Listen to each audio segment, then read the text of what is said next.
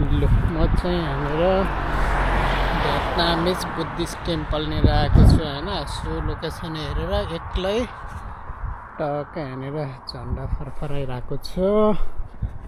यतातिर भियतनामिज ल्याङ्ग्वेजमै लेखा छ होइन, खुल्ला छ, सायद अब जान त मिल्छ होला। यसरी लेखा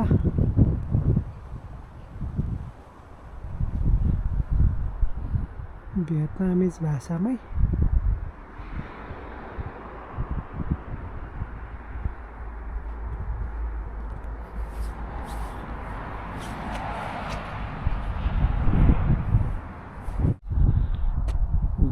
चट्ट यस्तरी रहेछ होइन। मान्छे चाहिँ अब छैन के अरे, भित्र त जान मिल्दैन कि के हो थाहा भएन होइन।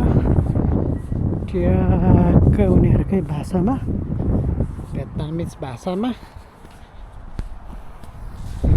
सायद अब निर्माण पनि हुँदै जस्तो छ होइन। फिनिसिङ भएको छैन जस्तो छ जहाँसम्म लाग्छ। अझै अन्डर कन्स्ट्रक्सन हो कि जस्तो लाग्यो।